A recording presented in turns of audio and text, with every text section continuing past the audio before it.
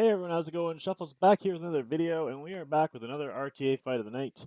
Today we are going to be testing Morty, the brand new water slash nature bruiser in the game. Um, after the clip of the video, I will give a quick review of what I think about him later on. For the most part, we'll just do the fight first, and then we'll jump into the quick review afterward. Um, if you want to see his gear, he is posted in the Discord. If you want to join the Discord, I will post the link down below. Also, if you didn't see the tier list, I did release the updated tier list for Quarter 1 2020.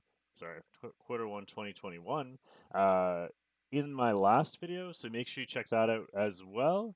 And let's just jump right into this clip. This is probably the highlight of the night for Mort anyway. This is the best example of the way that I would use him.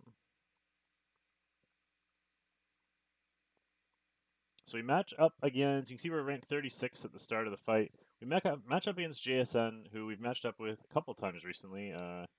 He's a viewer of the streams. Thanks so much for being supportive, JSN. I thought this was a really interesting fight and a really good showcase of Mort, though, because he is going to be niche. We'll talk about that more a little bit later. But I do want to pair him. I want to use him more in a role where he's not an every draft pick. He's going to be somebody that you pick into certain situations where he's going to excel. And if you pick him in the wrong situation, he's going to look really bad. So if you do plan on using him, you're going to have to try and find that spot for him. In this situation, we lead with Alencia and then Cecilia, which if you've been watching my videos, you have seen that I tend to lead that with that a lot. So we lead with that. He goes with the Fallen Cecilia and the Tywin. So there's not a huge amount of buffs here, just the FCC. And I do, because Mort is immune to stun and sleep, he is a good option against the Tywin, but I'm definitely not committed to him here yet at this point. I decided to go ahead with my DN. So a pretty standard opener for me. And that leaves me open to decide what I want to do next. He goes ahead and shows his Celine, and his Celine is kind of a counter to my Dion, because my Dion goes first. Um, so I don't really want to bring anyone too squishy here if I plan on leaving her in. If I plan on banning her, then it's okay. I do have Guiding Light on my Landy, who I was planning on bringing in here. But because of her, I really don't want her going into Landy. It's just although even though she's in stealth, if she goes into the highest attack, she's still gonna hit the Landy, and depending on how well built it is, could do a lot of damage, and maybe paired with like an FCC or something could kill her. So instead, I'm gonna go into the Mort here because I know that he's not gonna die.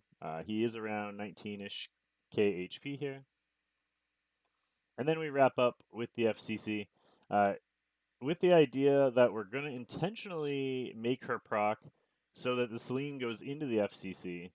Unfortunately, he bans the FCC because he saw it coming. Probably was watching stream when I was saying my plan out loud. So easy ban for him. We go ahead and ban the sustain. And we're going Cecilia, Alencia, Morty, and Dion up against a couple damage dealers, Tywin, and FCC.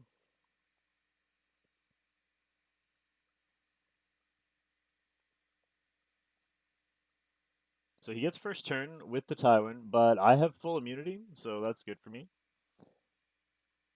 We do get the initial turn 1 counter, and you'll see that did try and proc defense break, which means, because I do have him on Elbrus, but that means that his passive is no longer active, which means we are going to be able to provoke with our Cecilia.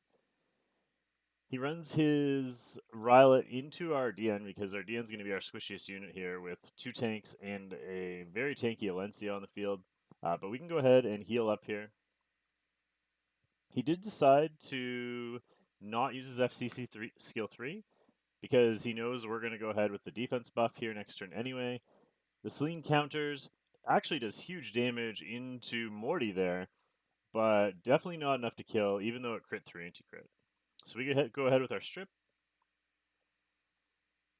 And while I was complaining about him critting through anti-crit, we strip his Rylet. So, uh, give a little, take a little. Bad news is I wasn't worried about the Rylet, and I wanted to strip the Celine.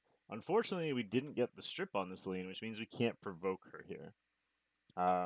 But we can go ahead, use our skill 3. Because we stripped the evasion, we can land the provoke on him. Unfortunately, he's the only provoke we get, is on the Rylet. We missed the other 2. Then we can go into Mort skill 3 here. We did burn into it, which does give bonus damage. Keep in mind there's Aureus here, so this is not going to be big damage. It's like 3-4k damage across the board. He does have attack buff. He does at this point he had no skill ups still. But not too bad. I mean, it's nothing to like write home about in terms of his damage, but he's not necessarily there for huge damage.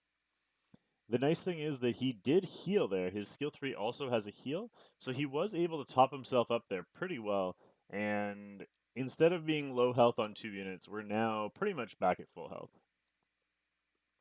He comes back with a Celine skill 3 here.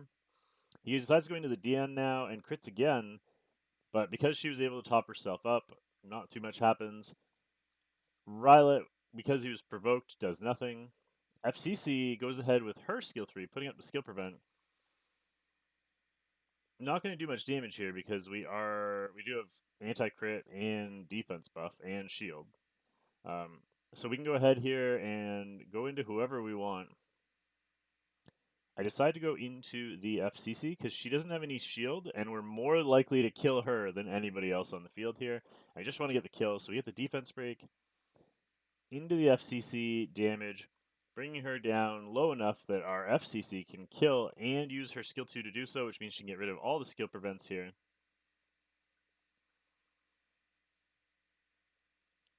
We actually ended up stripping the Rylet again, which is kind of crazy. But I go into the Celine anyway. I'm not overly worried about Rylet at this point. He's already done his skill 3, so I'm just waiting. Because he's such low health and he's not on lifesteal, I'm waiting for him to lose his shield. That's why I'm not attacking him. I may as well take the actual damage here instead of wasting my damage into a shield. So he goes ahead with his skill 3 here, and the only 2 who don't currently have immunity are Mort and DN. But he's immune to stun, so we resist the one with the DN, and he automatically resists the other one. So we don't get any stuns taken, and we only take the slow from the Tywin, which is a huge game changer there. We're able to go ahead with our skill 1 again on Celine. Giving her the defense break, dropping her low. We can finish her off with the Cecilia. Mort still at full health. Well, almost full health.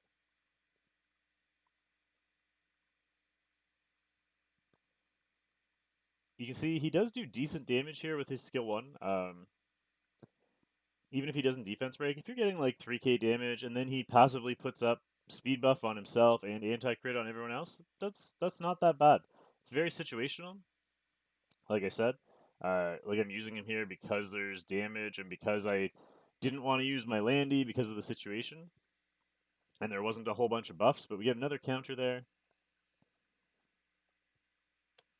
We can go ahead and use our heal, and because we're going to be boosting ourselves ahead of him, we'll be able to use our cleanse as well. So we go ahead with our Alencia skill 3. And that's pretty much it at this point. We're just cleaning up. But to be completely honest, Morty really did his job here. He's not flashy. He's not going to be overly exciting. The idea of injury is terrible, but you can see we get 7 points for the win, moves us up to 2,300. Not too bad. I can't say I'm disappointed in. He's exactly what I thought he was going to be completely honest. That moves us up to rank 33. So let's quickly talk about Morty and what I think he's going to be. So I see him similar to unit like Chu. I really like my Chu. I use her a lot.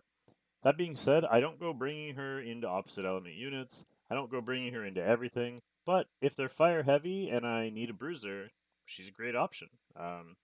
Particularly if they took SSB or if SSB is banned, or if you need someone who can't be one shot. Good options in both directions there. Same thing with Mort. He's going to provide some protection with the anti crit. He's not going to get one shot on turn one.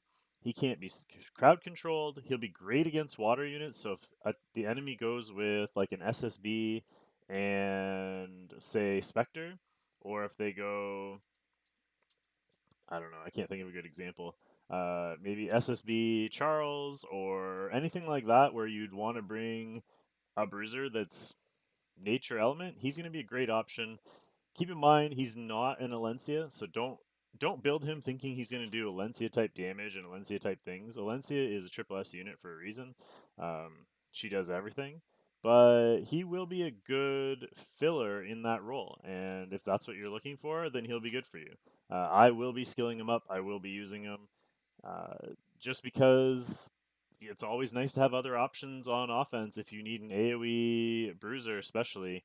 There aren't all that many of them. So for me, I like him. I'm going to be using him. I am going to skill him up. So if you do want to see more of him, you can come watch on Twitch, hashtag shameless plug, twitch.tv/5fingershuffle. I will have a link down in the description below.